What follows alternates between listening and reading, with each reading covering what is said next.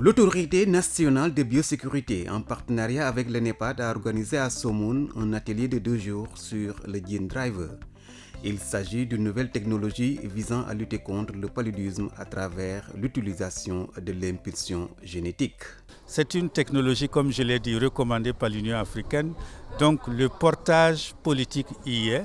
Nous avons eu pendant ces 2 jours des exposés très enrichissants, notamment le point sur l'état de la recherche au Burkina Faso et au Mali, où c'est très prometteur en matière, bien sûr, j'allais dire, de développement de ces moustiques dits génétiquement modifiés qui vont pouvoir diminuer drastiquement la population des moustiques qui transmettent le paludisme en Afrique. À partir de ce moment-là, je pense que d'autres questions méritent d'être regardées.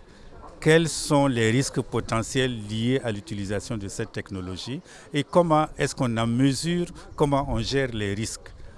Une technologie est déjà mise en œuvre dans 2 pays de la sous-région, le Mali et le Burkina Faso. Mais aujourd'hui, l'ensemble de la communauté scientifique est plus ou moins unanime sur le fait que, à elles seules, elles ne pourront pas permettre de venir à bout de manière définitive au problème.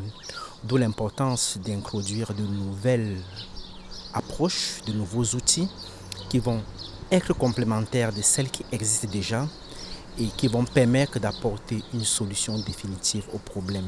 On a déployé le Gene Drive au Mali et dans la lutte vectorielle contre le palu, à l'image du Burkina. Déjà, nous avons exposé l'expérience des 2 pays, les forces, les faiblesses pour que le Sénégal, dans le futur, s'il doit s'engager, il n'a qu'à savoir ce qu'il doit faire par rapport à cette nouvelle technologie émergente. Un outil non moins important compte tenu des défis à relever pour le Sénégal dans le cadre de la lutte contre le paludisme. Nous avons assisté à des présentations qui nous ont permis quand même d'avoir de l'expérience par rapport à la possibilité pour le Sénégal d'utiliser cette nouvelle technologie pour augmenter son arsenal de lutte antivectorielle ici au niveau du Sénégal.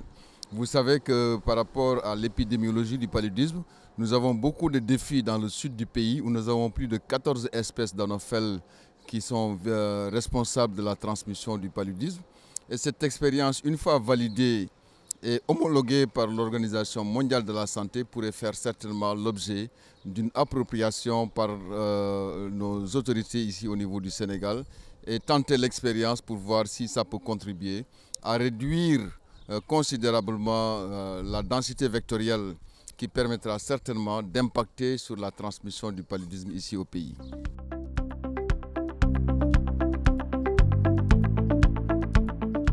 Des travaux de grande facture selon le directeur de l'autorité qui soutient d'ailleurs que le Sénégal est fin prêt pour développer cette nouvelle expérience. Le Sénégal a une institution et sur le plan institutionnel et juridique, nous sommes prêts. Ce qui nous reste, c'est d'aller vers ça.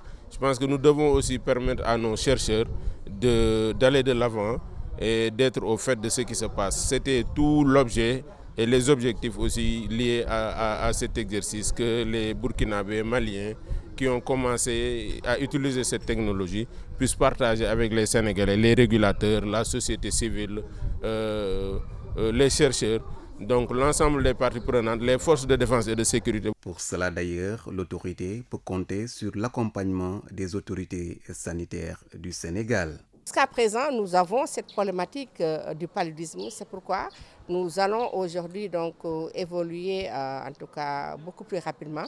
Les 2 pays ont commencé déjà à utiliser en tout cas des formules génétiques, à essayer de modifier génétiquement les moustiques. Et nous attendons, on a des présentations, les échanges d'expériences pour que le Sénégal également puisse évoluer dans ce sens. Et c'est pourquoi donc j'ai tenu à venir donc au nom de M. le ministre de la Santé et de l'Action sociale, M. Abdoulaye Diouf Sarr, mais également à venir en tant que point focal national du règlement sanitaire international, parce qu'aujourd'hui nous avons la résistance antimicrobienne qui nous pose d'énormes soucis, même par rapport à la tuberculose, parce que plus on utilise des insecticides, plus nous avons les vecteurs qui s'habituent à cet insecticide.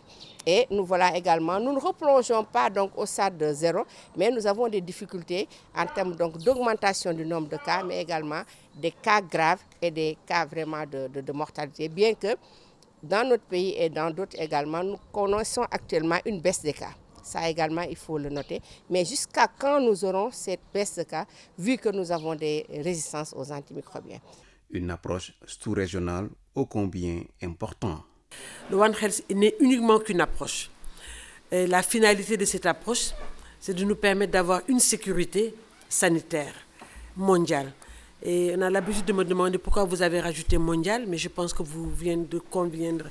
Les arguments que vous avez donnés, avec une approche sous-régionale, on ne peut plus avoir une sécurité seule, nationale, ni sous-régionale. La sécurité, elle est devenue maintenant complètement mondiale. À travers le Gene Driver, c'est l'Afrique qui se met au service de son peuple et c'est tout heureux, selon le président du conseil d'administration de l'Autorité nationale de la biosécurité. Ça fait plaisir pour un Africain de voir que c'est des Africains qui travaillent sur une question de leur continent et qui arrivent à trouver des solutions, des pistes et qui peuvent mobiliser non seulement les scientifiques, mais qui s'élargissent, n'est-ce pas, à tous les secteurs, tous les acteurs de la vie nationale pour trouver un mieux-être à nos populations. À l'issue des travaux, les acteurs comptent sur le leadership du président de la République sénégalaise Macky Sall en sa qualité de président de l'Union africaine pour booster le financement de la recherche en Afrique.